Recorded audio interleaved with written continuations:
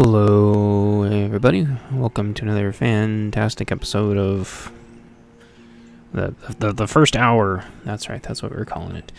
This is Through the Woods. It's a little, oh that's right, I'm your host, Chance Paladin, and my co-host, Ringo the Cat. Yep, and so we're gonna take you on an adventure. Alright, here we go.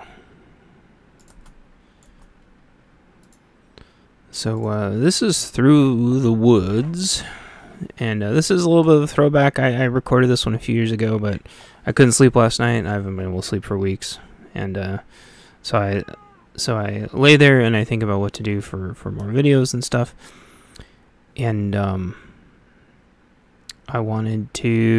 remembered this one, and this is a great one. This is Through the Woods. It's a couple years old now. Let's see. What I have How Long to Beat pulled up. This came up October 27th, 2016.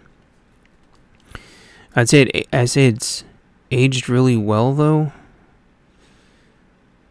I can't remember if I don't think this most recent playthrough. No, this wasn't played on my new card. So this was played on my RX 590, and I can't remember if I had to have it turned down a little bit or not. So maybe the lighting isn't quite as bright as it could be.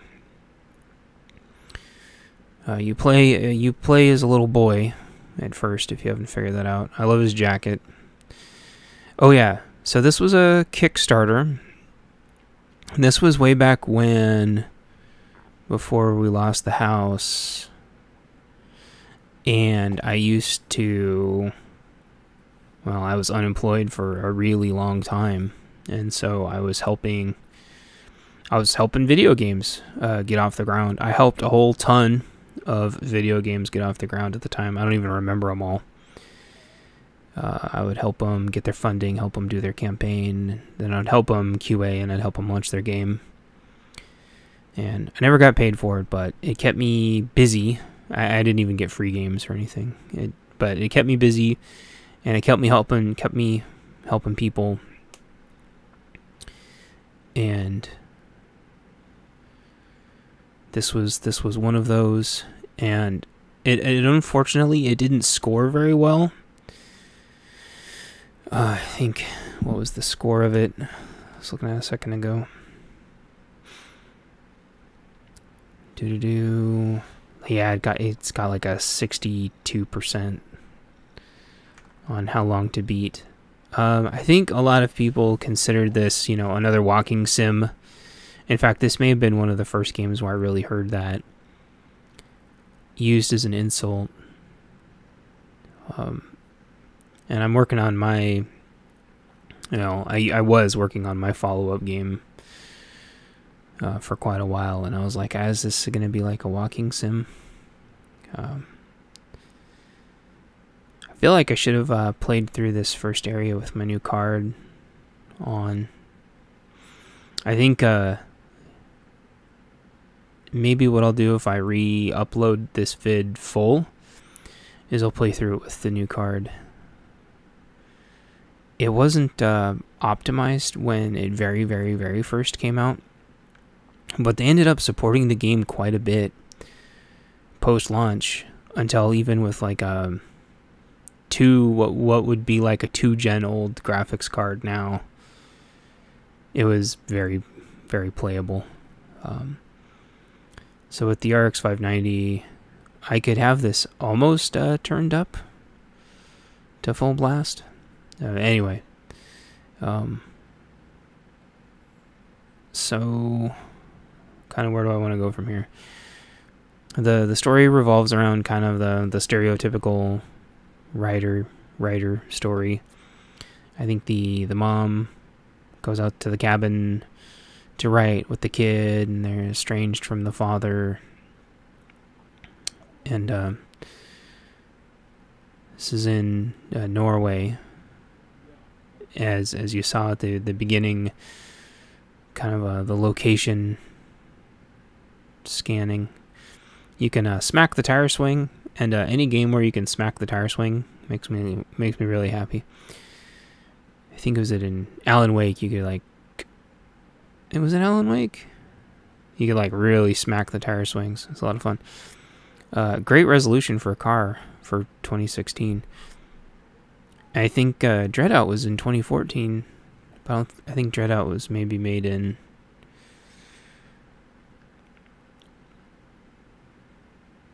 not Unity, but Unreal? Maybe I lose track of which games were made in Unreal and which games were made in Unity, but this game is made in Unity, so it looks really good. The Unreal games obviously look really good too, but there's kind of different kind of core mechanics that you get used to. Core kind of engine, the way things look and stuff. The locale is beautiful though. I love like the grass on the roof. I think some people maybe complained about the voice acting. They complained that the characters looked weird. But character models weren't really this studio's forte. Oh, by the way. Oh yeah, he was Espen. So Espen's the child. He wasn't supposed to be there. He's supposed to be with the grandparents so she could go right.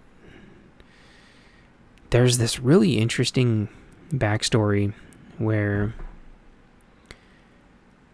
she like resents Espen. Not that he's like extra weight or anything, but her and the husband I think like really didn't get along. And so it's not that he's like dead weight. She just doesn't love him for some reason. Her like maternal instinct, like she didn't bond with him, which I think is like a really interesting, weird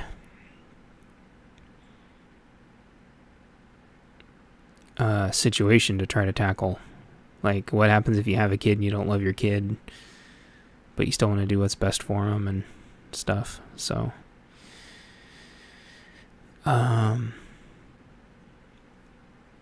he's like, I can't pee with you here.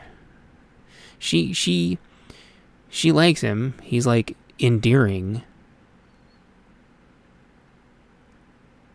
She just doesn't. She like doesn't have like a bond with him. So I just found that really interesting. This isn't a huge area to explore, but there's quite a bit of stuff to look around and do while you're waiting for your kid to go to the bathroom. And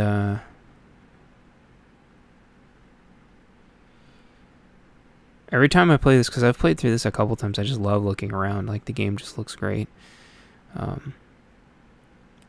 Probably you don't catch a lot of that here, maybe because this, like, I ran this on a last gen card, so maybe things were turned down like a tiny bit.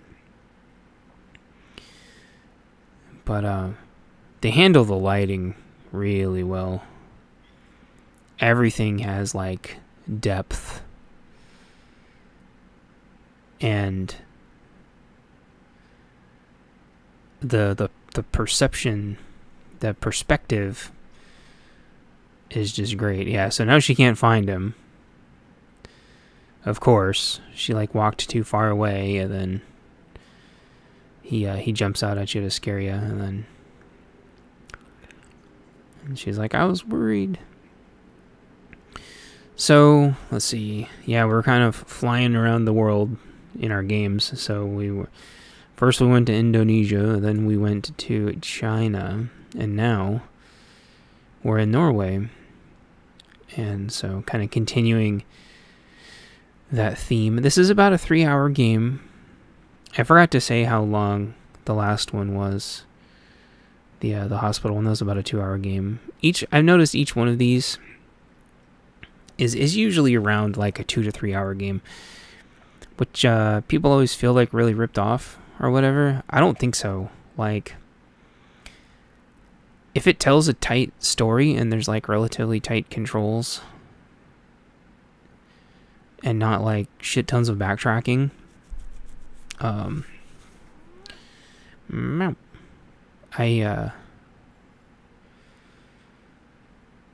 I don't mind a 3 hour game. I think the problem with a lot of video game developers is they make a really short game, people rush through it so they can do their there's a little time lapse here where she kind of explains like this weird depression she was going through. It's a really cool time lapse. I don't really see this a lot in video games. I remember it threw me off the first time until I'm like, oh wow, this is cool. But yeah, she's just kind of like zonked out from like depression, sleep deprivation or something. She came out here to just kind of gather her thoughts. Wasn't expecting to have to look over the kid. That part right there was like so spooky when he's just like watching her. He's watching her. He's like, is she awake yet? Is she awake yet? Is she awake yet? Is she awake yet? And that was just like so creepy and so sad. Because obviously, like, I remember being as a kid going like, shit, when are my parents going to wake up so we can do something? You know? Hi, Mom, you're always asleep. When I wake up, it's really boring going out to play. Yeah, it's kind of sad. And I'm glad I remembered this one. I really do. I love this game. I would absolutely play it again. There's the little reflectors which play into the game later because Espen likes reflectors. And he likes drawing, obviously.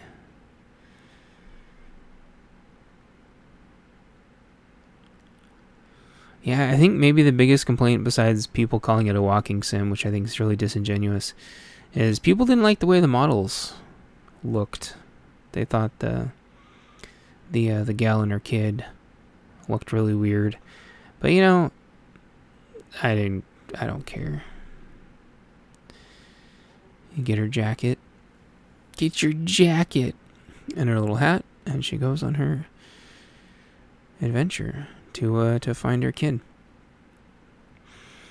Hello, my name is Human, and I came something.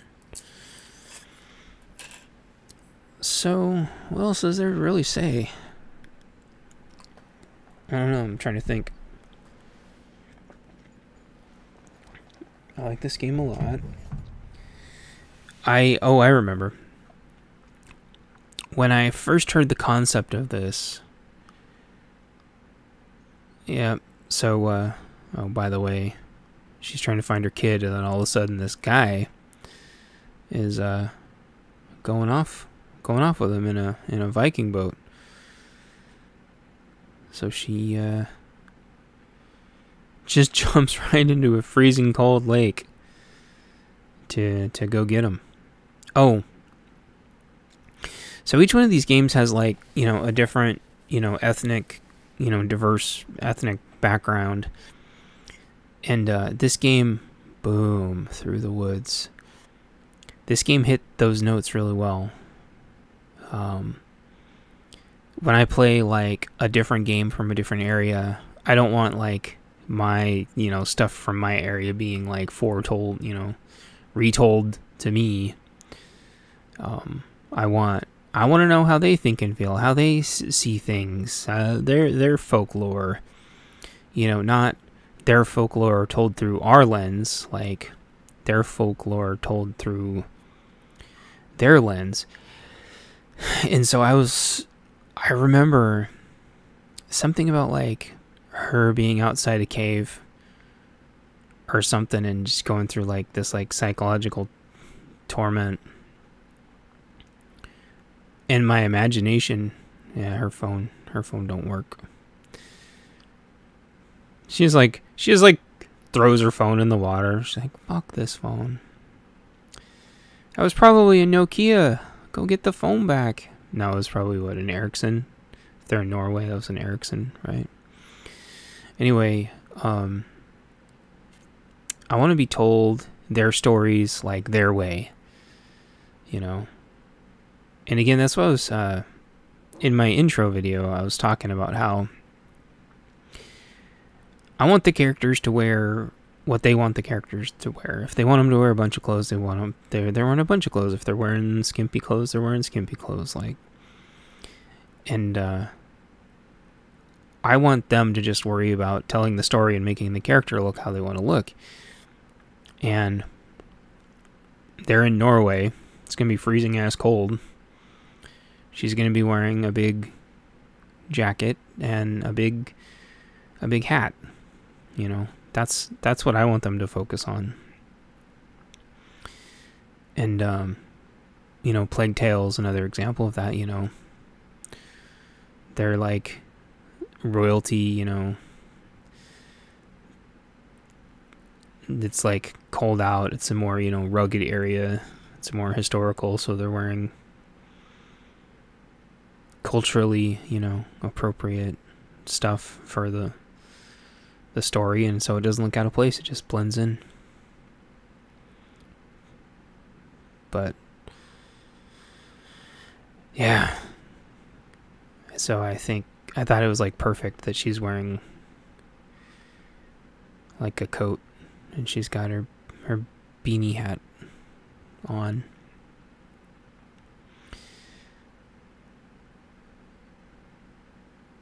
Where else was I going with that?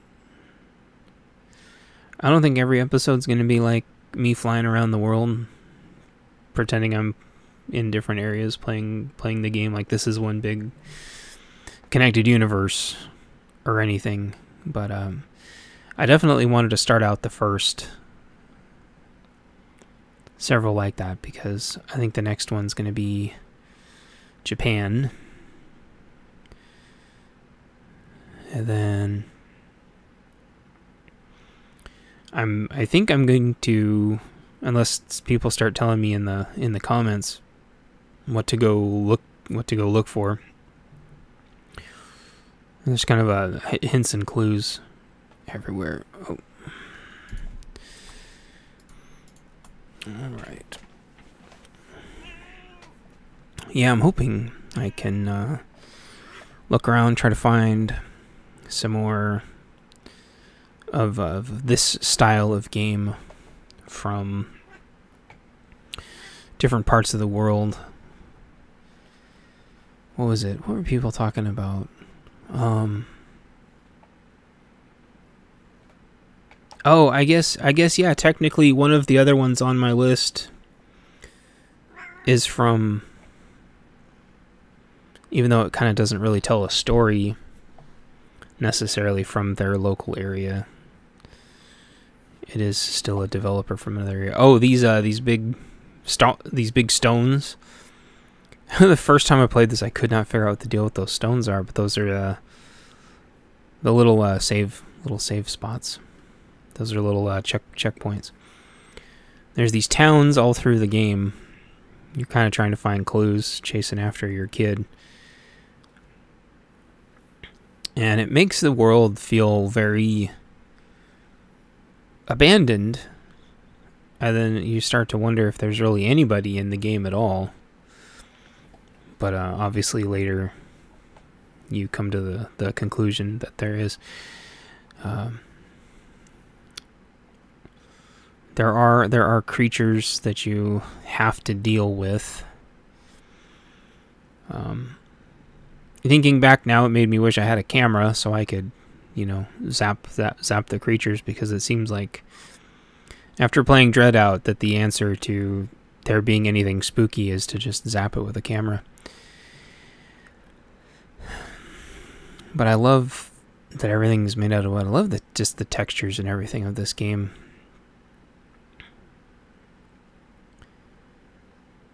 lots and lots of like warm colors. Like, despite this probably being really cold, everything just seems so warm. And just like most kind of these horror games, lots and lots of notes everywhere to read, and lots of knickknacks.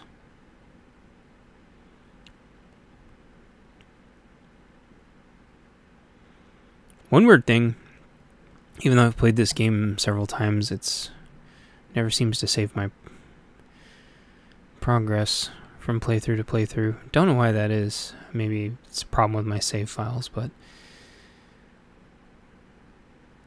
I am really excited about playing through this again. I'm realizing now, watching it, that the lighting really isn't doing it justice. So maybe I'll, I think, since it's only a few hour playthrough, I think I will play through this with the graphics completely cranked up.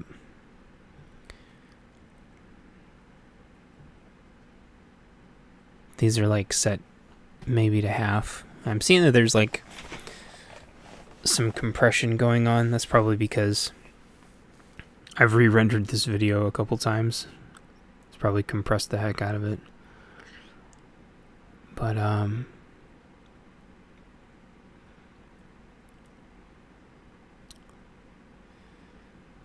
the craven whoreson took Ryder's boy away. They're kind of like they're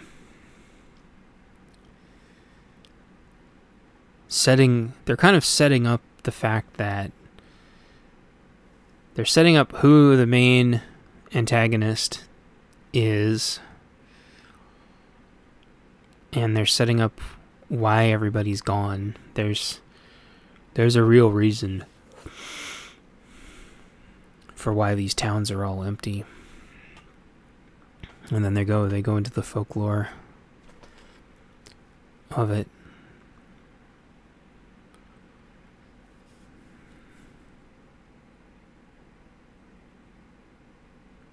There's only maybe like 2 spots in the game where you can really get stuck. Oh man, I love that door falling over. But it's not bad. It's not as bad as you can get stuck in Dreadout. The game opens up in some really huge areas, and there's some really big things that you've got to deal with. And then it kind of cramps down to some smaller areas. There's some smaller stuff you have to deal with, but I love the fog here. But nothing that you'll get really, really stuck on. But it does cause the gameplay to have some variety. That's why a walking sim. It's like this. There's a lot to explore in this game. There's lots of stuff to go look around. If you really wanted to explore, you could spend 3-4 hours in this game. Just they chalked every nook and cranny, which is why that's why I'm just like walking around looking at things. I'm like, man, this just. I don't usually like I usually have a really hard time getting immersed, and every time I play this, I have no problems at all getting immersed. I don't feel lost. I don't feel like I'm running around in circles, except for one part. There's one part where the game opens up into a huge area, and I do get lost there every time. My typical running around in circles for an hour until the location kind of sinks into my brain how it works.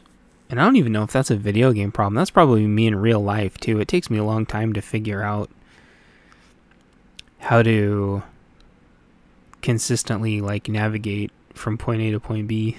Even in big buildings, like in real life, I get what's the word? Like turned around, kind of get confused as to where I am. because everything starts looking the same. You have to pay attention to like smaller and smaller subtle differences. This game, though, for the most part, makes everything look different enough to where you don't really get turned around. Except, like I said, for this one huge area. And I think probably the biggest reason why you get turned around there is because it's dark and it's a huge area. But once you run around it a few times, run around circles a few times, it sinks in. So one of the things I usually try to answer, is if I had to look at a guide at all. And you don't need a guide for this game. You do just fine without one. I didn't encounter any glitches that like screwed the game up. That's not a graphical glitch right there. That's a reflector, and that's how they look. Those come into play later. Oh, one of the things I usually go through is the developer of this is Antagonist, which has been defunct for quite a while. They split off to make a couple other companies called Corvid and Oddveer Studios. So they split off into two groups to work on other games. And then it was published by 1C Company, which is a huge video game publisher over on that side of the planet.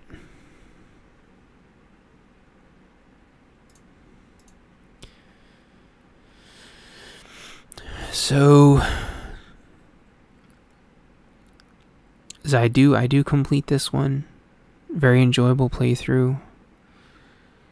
Played through it several times. I just reinstalled it again today. It's not a big download. I like bloop there. See, I love how the little stones turn on. Oh man, you can see me just looking at the background like crazy. This game, there was times where I would just like stop and just like stare. This is one of the few games that just beautiful.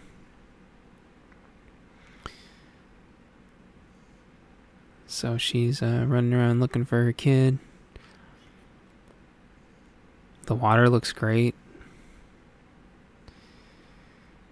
Even though I'm on a path, you can get off the path and go around if you want. And there's like the day-night cycle, and the game is really good about triggering it. So you can see it was like really nice and bright earlier, and now the sun's starting to set, and the wind picks up. And it's a lot of like subtle stuff like that that really, really, really helps with the immersion. And it's like, oh crap, our first cave. And it gets dark. And he went across the bridge and then brought the bridge with him. So now is when the detours stuff start to happen. The game gets really dark. Again, though, this has been compressed a couple times. It's very playable. I'm eager to crank the settings on full and do a playthrough, but I've got a couple other games. I've got like 4 or 5 other games lined up. Some of them are pretty big titles, but I'm saving those until later. I want to tackle a bunch of the smaller stuff first and see if this takes off, see if people are interested in this kind of a different form of content, kind of a yeah. And this is where she finds the flashlight, which is good because otherwise you'd be screwed in this awesome jacket. So now you're like, oh, now the kid's out here. It's going to be freezing cold. It's going to be nighttime. He doesn't have his flashlight or his jacket. What the hell's going on? What are we going to do? Gotta find this kid.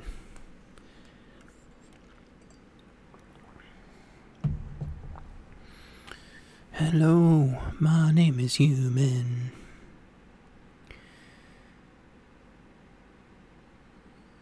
And there you go. She's got her little flashlight now. And she's got his jacket in her backpack, I think. I don't know. And now she's starting to feel like the weight of being separated from her kid.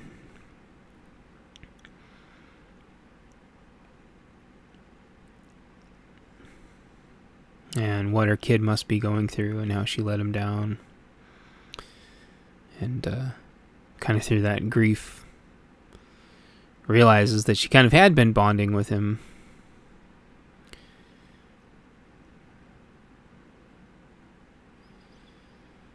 Yeah.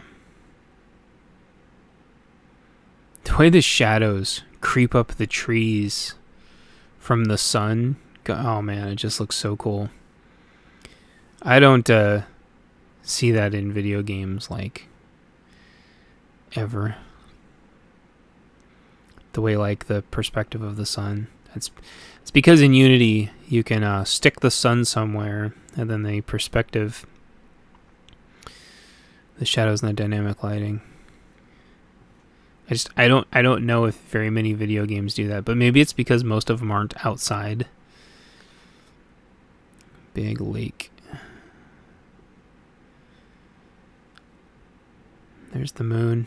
Just oh, that's right. The moon has got a huge gash, like 3 claws, like gashed through the moon, and that's kind of like one of the first. Oh man, that's so cool. It's kind of one of the first inclinations that something's very wrong. Why does the moon have 3 huge gashes on it? And I usually kind of end these at a zinger. I think this is the first area that I usually get stuck and twisted and turned around at, because there's kind of like 3 ways you can navigate through this big area.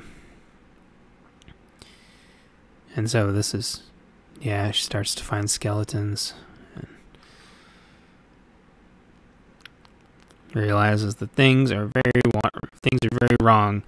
And this introduces you to the first creature that you have to deal with in this game, which is a troll.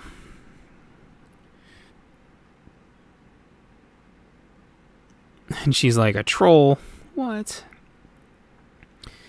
And you can sneak, and you can turn your flashlight off. And basically, that's why I'm just running around without my flashlight on, because I know the troll's around here somewhere. And this playthrough, I remember I had gotten stuck. Not stuck. I'd gotten lost, because you can see this is a big area. And the reason why it's a big area is there is a huge troll walking around. And the funny thing is about this troll, it ignores, those are giant swords, so it gives you like little road marks and stuff. Like, each area is very distinct, so you really shouldn't get lost for too long once you figure it out. But this troll, wherever it is, can completely cover this whole area without any collision detection. And you're kind of you're a little human compared to it. So this isn't like a JRR token troll. This is a Norwegian troll. And so it is huge and fast. And you are teeny tiny and have to keep on the paths. And there's three trolls over there chilling. That's what she was looking at. And I'm like, oh fuck, I'm back at the damn stone again. Okay.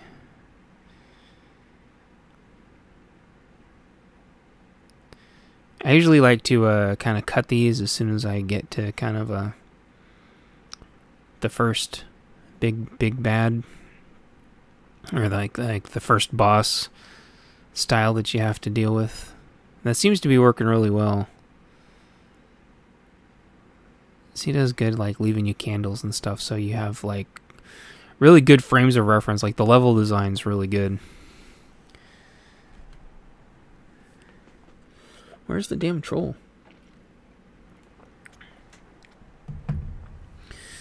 It walks around a lot, so it's never really in the same place twice. I think if I had to guess, I would say there's either 3 or 4 bosses, like 3 or 4 different creature scenarios you have to overcome in this game, and each one you got to deal with differently. And she threw her phone away, so she can't take pictures of them to scare him off.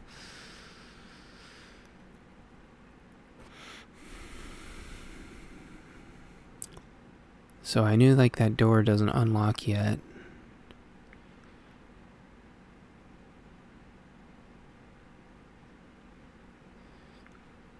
I get lost a little bit, but I trimmed tons of me. Meow. Tons of me getting lost out of this.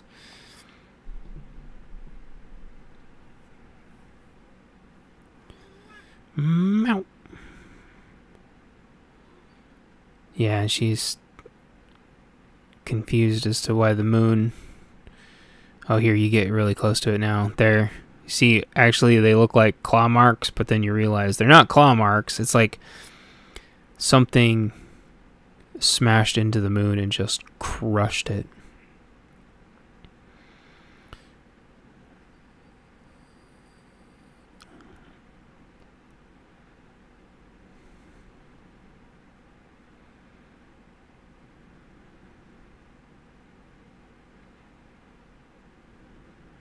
She's talking about like seeing into this other world.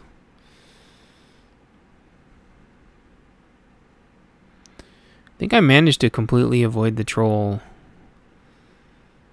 I think it was walking around there. I just managed to avoid it somehow.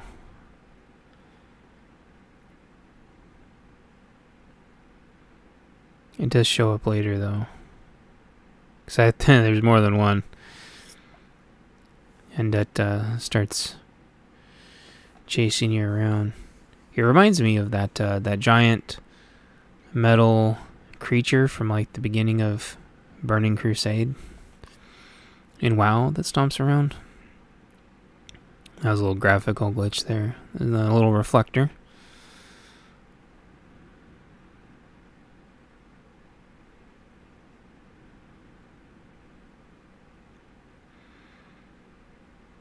But it's nice. It's nice that you don't have to, you know, collect something to unlock something to unlock something to go here to go there to go here. It's I don't mind. Even there's a little backtracking. I don't mind like it being linear.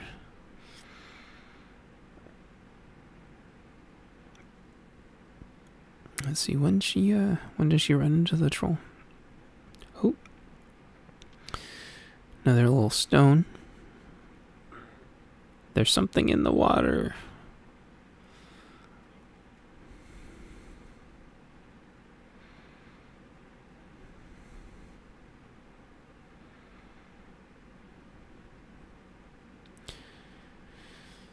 Da, da, da, da, da, da. Also, she can hear people talking sometimes, but there's nobody around.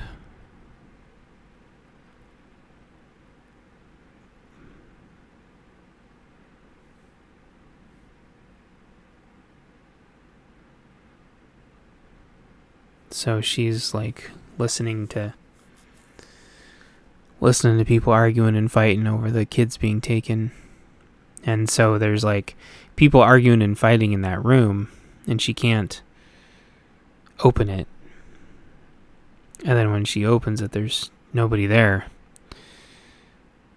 It's pretty creepy. It's not like jump scare like psychological horror. It's just kind of like building up like the tension.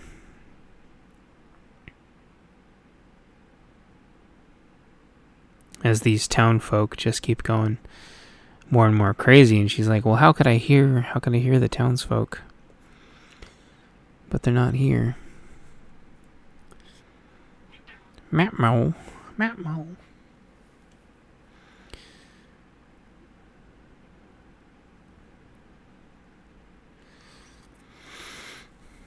But I was hoping the troll would come up. That always seemed like a good spot to end it. I'm not sure what else to really say about this one. I'd say this is the kind of game, like, if it's like a cold fall, morning and the house is quiet and you've got some hot cocoa or some, coffee or something, like, this is like a great game because it, like, feels like you're out in the woods without having to actually drive and get your ass out in the woods.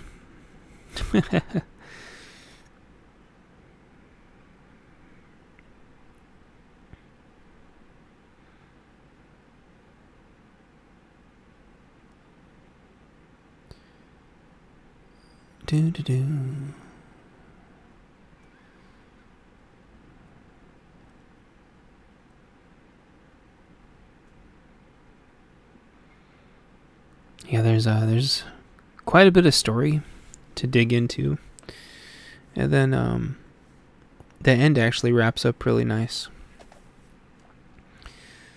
and explains the whole thing,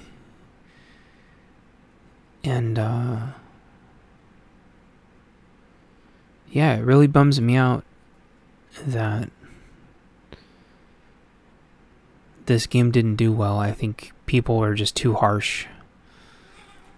I think people are just too harsh on games, honestly.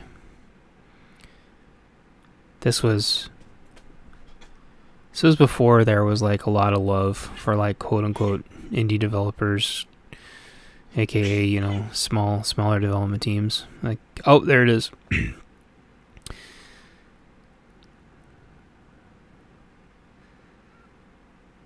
And I think if this game had been released just within like the last 3 or 4 years, it would have done really well. But like 2014 to 2016, I think people were really spoiled. I think there were so many games that they were just spoiled brats. And so a lot of really, really, really good games got worked on. So yeah, it's chasing me now, hence why the ground's thumbling around. It can move around really fast. It can clip right through the terrain, so I think if this game came out just within the last like 4 years, it would have done better. I'm gonna go check and see if any of these, if either of those two teams ever made kind of another sort of like psychological horror game, and I think that's where I'm gonna leave this one, because you kind of got to see the first bad guy that you got to deal with. So anyway, thank you, and I hope you look forward to the next one, and buy my books, and I'll talk to you later. Bye.